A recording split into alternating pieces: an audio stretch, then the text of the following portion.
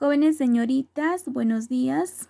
Quien les habla es la profesora Wilma Roque Quispe del curso Química 2. El día de hoy vamos a desarrollar lo que es química orgánica como el primer tema. ¿De acuerdo? Bueno, su nombre correcto vendría a ser la química del carbono, pero por costumbre seguimos llamando química orgánica. Como tú puedes entender, la palabra orgánica deriva de órganos. ¿Qué significa eso? Que realmente para que un compuesto sea orgánico, como decía en la teoría vitalista, tiene que provenir de un animal o una planta. Eso significaría que, al menos antiguamente, para tener un compuesto orgánico, en buen sentido de la palabra, tienes que matar un animal o una planta y de esa manera obtenías un compuesto orgánico. Pero en realidad, ¿qué estudia la química orgánica? Estudia la estructura, propiedades de los compuestos orgánicos, así como su aplicación a la industria y el desarrollo tecnológico. Pero aquí el elemento principal vendría a ser el carbono. ¿De acuerdo? Pero también tenemos que entender lo siguiente. ¿Qué es un compuesto orgánico o qué es un compuesto? Veamos en la siguiente imagen y la pregunta es, ¿no? ¿Cuál es la fórmula del agua? Muchos de ustedes me van a responder la fórmula del agua es H2O. Correcto. La fórmula del agua está compuesto por dos elementos distintos que vendría a ser hidrógeno y oxígeno.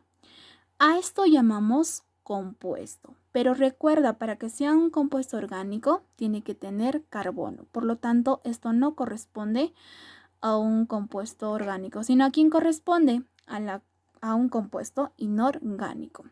Veamos otro ejemplo. Aquí vemos el gas natural, gas metano, cuya fórmula vendría a ser el CH4, ¿verdad? Es el primer hidrocarburo, correcto. Pero está compuesto ¿por quién? Por dos elementos distintos, carbono e hidrógeno. Esto sí corresponde a un compuesto orgánico, ya que tiene como elemento principal ¿a quién?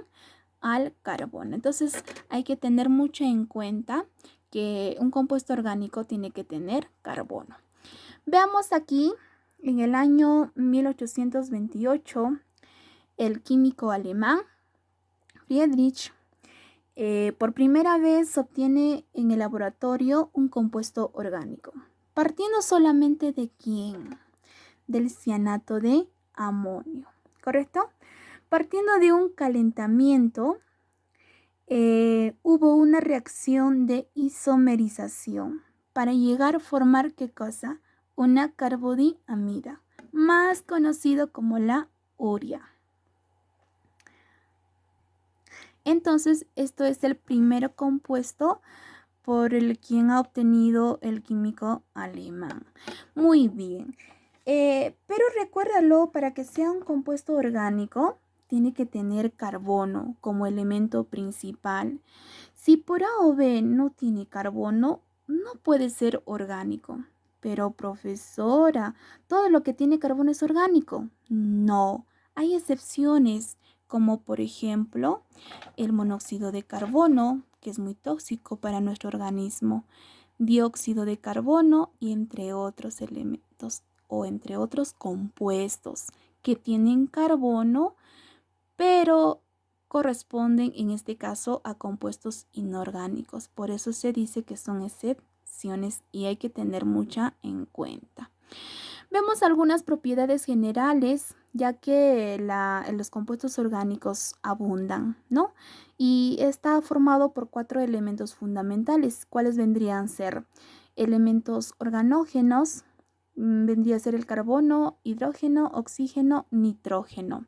O también se le conoce como bioelementos primarios, son los que más abundan en la naturaleza. Otros elementos biogenésicos o bioelementos secundarios.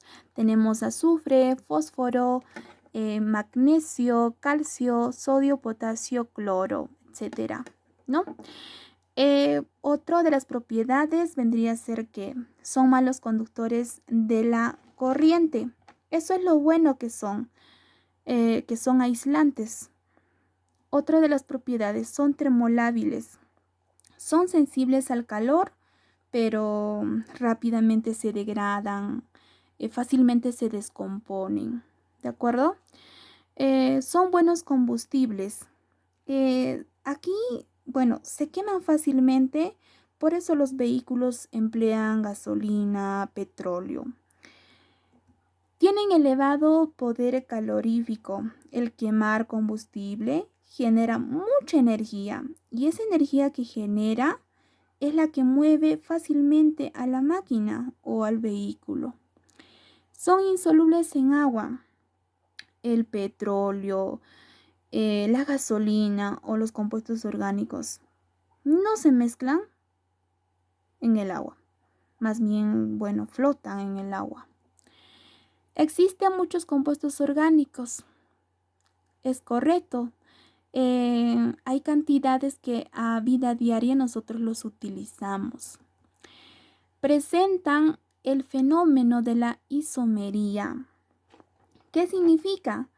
Que una fórmula química representa a dos o más compuestos orgánicos. Como por ejemplo, tengo un compuesto orgánico que vendría a ser el alcohol, cuya fórmula vendría a ser, ¿no? CH3, CH2 y el grupo funcional del alcohol. Otro compuesto éter, CH3, como grupo funcional oxígeno, CH3. Pero ¿dónde presentan el fenómeno de la isomería? Aquí, donde ambos compuestos son muy diferentes. Tienen diferentes propiedades físicas, tienen diferentes propiedades químicas. Pero, ¿dónde es la isomería? Aquí en la fórmula global, donde tiene carbono 2, hidrógeno 6, oxígeno. Eso indica que ambos compuestos tienen la misma cantidad de carbonos, la misma cantidad de hidrógenos y la misma cantidad de oxígeno. Muy bien, pasamos ahora lo que es la importancia. ¿Qué tan importante es la química orgánica? Bueno, en caso para nosotros, ¿no? ¿Qué tan importante es? Bueno, los seres vivos estamos formados por moléculas orgánicas, proteínas, ácidos nucleicos, azúcares y grasas. Pero todos ellos, pues,